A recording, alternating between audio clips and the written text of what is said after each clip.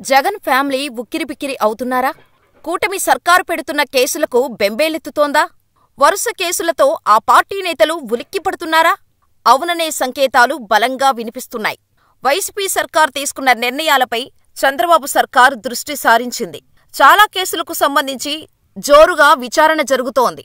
ముంబై నటి, Madanapalle files, fibre grid, ఇసుక గనుల అక్రమాలు, సచివాలయాలకు సాక్షి పేపర్ వ్యవహారం వాటిపై దర్యాప్తు సాగుతోంది. అయితే సాక్షి పేపరుకు తమకు ఎలాంటి సంబంధాలు లేవని అంటున్నారు జగన్ దంపతులు. అమరావతి రైతుల భూముల విషయంలో తన పరువుకు నష్టం కలిగించేలా వైసీపీ అధికారిక గెజిట్ ఓ వార్తను ప్రచురించింది. దీనిపై మంత్రి నారాయణ 2018లో విజయవాడ ప్రత్యేక కోర్టులో క్రిమినల్ కేసు దాఖలు చేశారు. ఇందులో ప్రతివాదులుగా జగన్, మిగతా నేతలను పేర్కొన్నారు. ఈ కేసును కొట్టివేయాలంటూ హైకోర్టును ఆశ్రయించారు వైసీపీ అధినేత. విచారణ సమయంలో జగన్ తరపు న్యాయవాది తన వాదనలు వినిపించారు. జగన్కి సాక్షి పేపరుకు ఎలాంటి సంబంధం లేదన్నారు. ఒక్కసారి వెనక్కి వెళ్తే ఈ నెల 19న చంద్రబాబు కేబినెట్ సమావేశం జరిగింది. వాలంటీర్ల ద్వారా పేపరు కొనుగోలుకు వైసీపీ సర్కార్ జీవో ఇచ్చింది.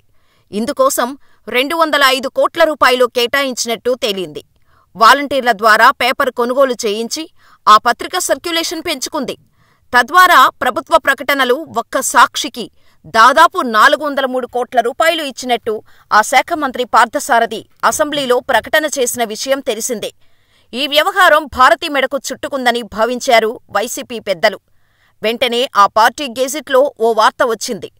దాని సారాంశమేంటంటే, సాక్షి పత్రికకు భారతికి ఎలాంటి సంబంధం లేదని రాసుకొచ్చింది. సాక్షికి భారతి చైర్పర్సన్ కాదని, డైరెక్టర్ కాదని తాటికాయంత అక్షరాలతో ప్రచురించింది. సాక్షి పత్రికకు తమకు ఎలాంటి సంబంధం లేదన్నది జగన్ ఫ్యామిలీ వర్షన్.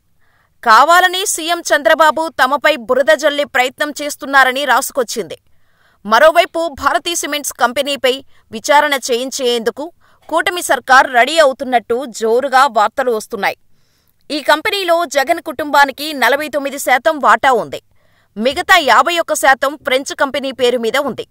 వైసీపీ ప్రభుత్వం అధికారంలోకి రాగానే ప్రభుత్వం నుంచి భారీగా ఆర్డర్లు ఈ కంపెనీకి వెళ్లినట్టు టీడీపీ నేతల ఆరోపణ.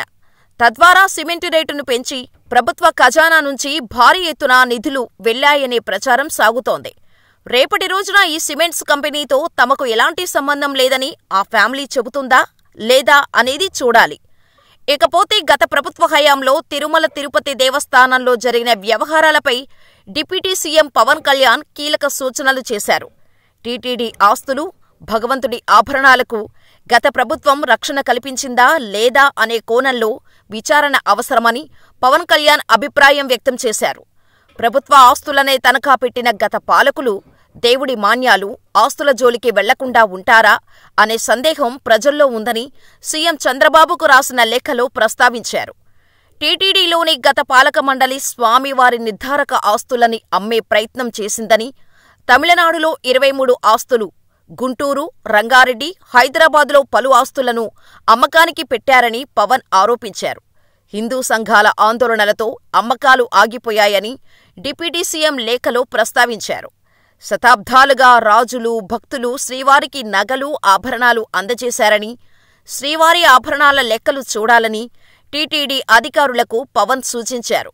శ్రీవాణి ట్రస్టు ద్వారా భక్తుడి నుంచి 10,500 రూపాయలు తీసుకొని బిల్లు మాత్రం 500 రూపాయలకే ఇచ్చారని పవన్ లేఖలో పేర్కొన్నారు.